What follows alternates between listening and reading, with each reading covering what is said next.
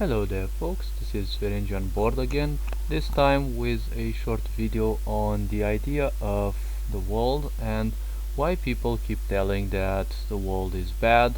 Well, I'm kind of getting not necessarily pissed, but I feel more and more an urge to go deeper and deeper inside instead of just listening to people speak about even people who I expected them to be more like spiritual and at a deeper level. And it's kind of becoming a bit boring that everyone's speaking that the world is bad, the world is mad, and everything is going crazy, the world's end and all sorts of this.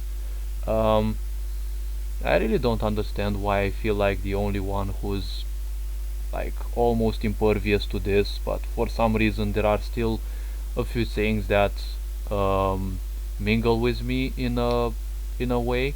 Like, the point is, there are strange fears and worries that come to me, and one thing I know, they're not necessarily mine.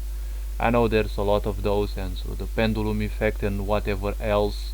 um, you see, I just happen to take them. In the end, we are here to help cleanse some of the bad vibes of the planet. That is the big reason why we are going to experience a lot of negative issues, and also through our improvement in vibration, everything that's no longer serving us, even if we don't want to give it up, it will get out of us. And in order for it to get out, we have to feel it, because in order to release something, as of what I've seen, you have to spend some energy for it to simply leave you, because without giving it some energy, allowing it to leave without effort, the point is, well, I think each and every spiritual process, and here is something that I think requires a certain amount of energy. And well, of course it does, and at times they can actually end up requiring more energy than needed. That is why when speaking or when happening to communicate with entities, we will most likely feel um more tired than when we actually went to bed. And usually this happens after dreams which seemed very vivid or loaded with some, you know, knowledge that we can't, understand, or we had the impression that we knew back then in the dream, but when we woke up, you know, it was of little importance, because in the end that's what it is. It's something that it's of little importance consciously, because unconsciously it's the message that it is important. It was received, and at the right time it will have us enact in the right way. Now, the world is not a bad thing. What I would want to say is that you are a bad creator instead. You see, creator and creation cannot be distinguished in a way and cannot be separated. Creation in its way keeps creating, because the point is, creation is not a finite object.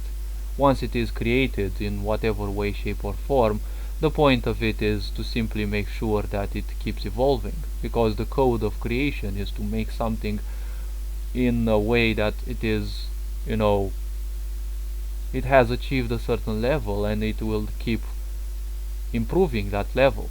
It was created with a certain shape and form, but those are not final. Creation keeps dissipating in a way, but at the same time creation still keeps evolving.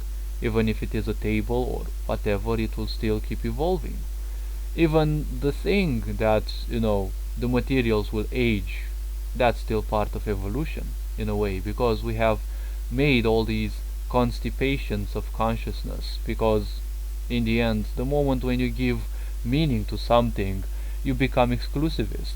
That thing is sentenced to have only one meaning and nothing else, and that is why most people have a bad time. They have created so much meaning, they have created so many things, and they gave so much meaning and subjectivity, but in the end they're nothing else than a sum of their own subjectivity. They're not a sum of other people's subjectivity unless they accept it, but in the end they're nothing more than the sum of ideas you have created, and the sum of ideas that you keep to yourself, because your mind will continue to instinctively gather everything that reminds you of that. Now, in the end, creation is also, well, in our part, we are also creators, and we are creation at our own time. Even if we have been created as creations, we are conscious for a reason. Through this consciousness, we shape our own reality. And the point is, as we shape our own reality, we shall draw everything that, well, we deserve in a way. So therefore, if you believe the world is bad, you're kind of in a bad spot, because the world is only bad because you imagine a lot of bad things, and your mind will also draw in a lot of the things that you put out, and especially the things that you imagine, because imagery is very powerful. It's enough to think of a few things and imagine a few, well, come up with some visual ideas, and you put some emotions into that, and the universe understands that that is what you will. So you see, to put it shortly and end this video, because I don't want to babble for 30 minutes again, ever. The point is, you are nothing else than your expectations and your beliefs. If you believe the world is bad, well, it's only a reflection that, well, most likely that you have on the inside. The world is not bad, the world is not good, the world just is. Ever since this cunt virus lockdown, it actually is a much more peaceful place. But, you see, the point is very simple, and I'm gonna wrap up the video with this. The world is not a bad place.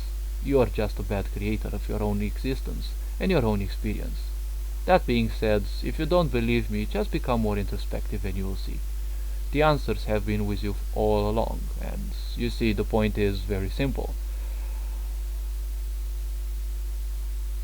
Well, let's say, I will leave it for another video, okay? Become more introspective and you'll see the answers. They are just there. It's just like Dorothy in The Wizard of Oz. The power has been within you and with you all along. Take care, have an interesting day, have, well, more effort done towards improving yourself, and, well, as usual, you are loved and appreciated. Ferenc Can Bor signing out.